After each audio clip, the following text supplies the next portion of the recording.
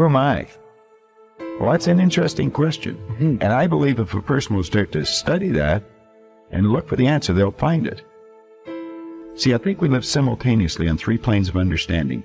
We're spiritual creatures, we have an intellect, and we live in physical bodies. Okay. But because we lack awareness or understanding of who we are, we're totally locked into a physical world, and we let things outside of us control us. 95% of the population are reacting to life. They're not really living at all. Don't waste your damn life. And then you think, well, why would people be resistant to that message? It's like, well, you really want to wake up and figure out that you're wasting half your life? And you know, when people do that kind of wasting, they actually hate it. It's like, so it's painful. It's painful to recognize that. I believe that all of us came here with something. All of us showed up to give something, and that nobody's going to give that service that you have to give. No one's going to produce your product. No one's going to write your book. No one's going to open your academy. No one's going to begin to create your daycare with a special curriculum to help to cultivate the high self-esteem in our children. That's your idea. And if you don't bring your idea out here, when you die, all of us will suffer because we've been deprived of your genius, because you allowed butt to keep you in the bleachers and not pursuing your greatness. You take it to your grave with you. And that's what most people do. Our imagination, there's a power flowing into our consciousness. And through our imagination, we build the image of what we want. This is the dream. I see what I want. And I've got this beautiful dream. I impress it upon the subconscious, and it turns into a desire. So you don't get what you want, you get what you desire. Waddell's pointed out the science of getting rich. The desire is the effort of the unexpressed possibility within, seeking expression without, through your action. Well, that desire is expressed through the instrument of the body. It changes the vibration of the body's in. The vibration causes you to act, and the action sets up an attraction. And it's the action-attraction that alters results. You may not be able to do all you find out. I understand that. You may not be able to do all you find out, but you should find out all you can do. See, you don't want to wind up at the end of your life and discover that you've lived only 1/10 of it. And the other 9/10 went down the drain. Not for lack of opportunity, for lack of information. If you fall down 100 times in a day, what does it matter? For a committed man, there is no such thing as failure. If you fall down 100 times, 100 lessons to be learned. If you commit yourself like this to creating what you really care for, now your mind gets organized.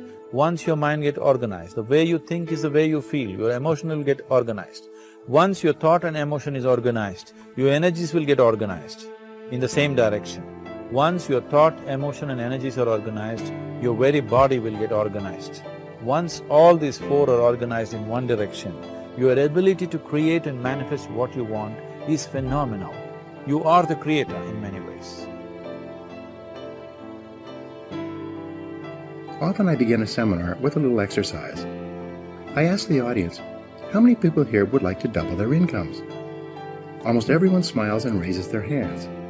I then ask, how many people here would like to lose weight, get out of debt, achieve financial independence?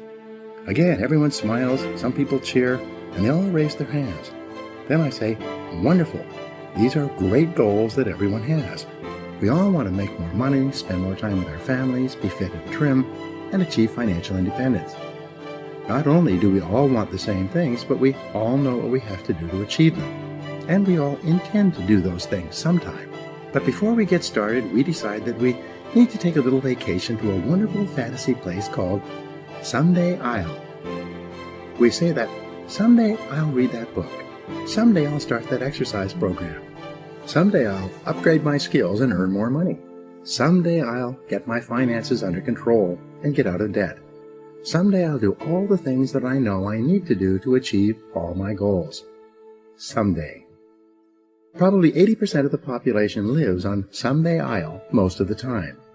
They think and dream and fantasize about all the things they're going to do someday.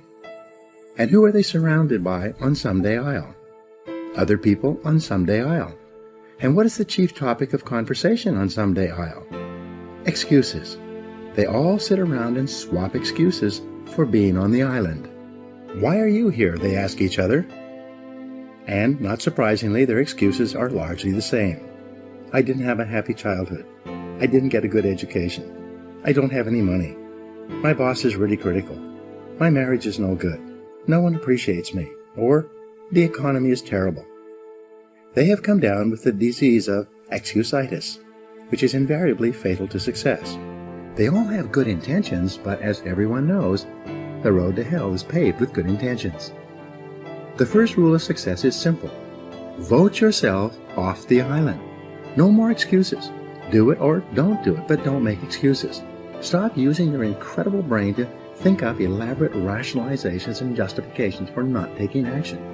Do something, do anything. Get on with it. Repeat to yourself, if it's to be, it's up to me. Losers make excuses. Winners make progress.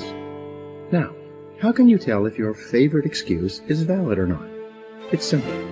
Look around and ask, is there anyone else who has my same excuse who is successful anyway?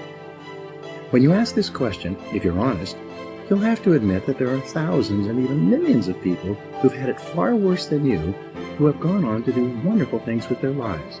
And what thousands and millions of other people have done, you can do as well, if you try. It's been said that if people put as much energy into achieving their goals as they spend making up excuses for failure, they would actually surprise themselves. But first, you have to vote yourself off the island. Here's how to really cash in on this year. Number one, get serious. Life is serious. We call it life or death. Somebody asked me one time if I had a good description of life. I said, yes, I think I've got a good one. Life is the struggle to keep death at a respectable distance. Right? Death seems to want to move in prematurely. If you want to live a good, long, flourishing life, you got to push back. You can't just give in. You got to push back. And we're dealing with some serious matters here. So we can't just, tell the latest 10 jokes and just go home. We're not here to entertain. We're here to instruct. We're here to grow. We're here to learn. We're here to get the best we possibly can. Serious. Life is serious. The future is serious. One ancient novelist said, these are the best of times and these are the worst of times. And for some of those who came across this platform at the extravaganza, $1 million a year incomes, for them, it's the best of times. But I want you to know that while they're getting the diamonds and the millions, there are a lot of people around the world, for them, it is the worst of times. The best of times and the worst of times. That's called a serious matter.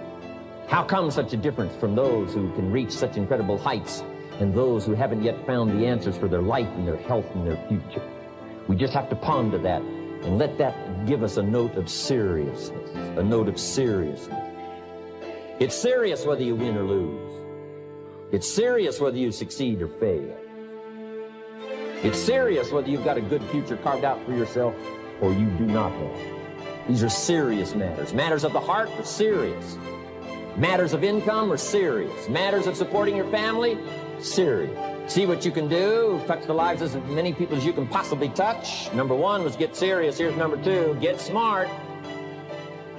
That's what these journals are for. That's what pad and pencil's for. That's what taking notes is for. See if you can't increase your ability to comprehend ideas, information that can be life-transforming. Don't miss the opportunity to learn. Take a good key phrase home, use it in your training. Don't be lazy in learning. Don't be casual in learning. Develop a whole new intensity for the 90s that you're not going to miss the information. You're not going to miss the stories. You're not going to miss the details. Get smart. Here's a couple of parts to it. Number one, your own personal experience. Right? If you've had a bad week, just sit down and ponder that for a while. Study it. See if you can't pick up some ideas from a poor week and then make a better week. Okay? Learn from your own experiences. One way to learn to do it right is do it wrong. I mean, that's one way to learn to do it right. Do it wrong. Now the key is don't let it take too long. If you've done it wrong for a year, we suggest that's long enough. You don't need another year just to prove a point. No, 1 year is enough.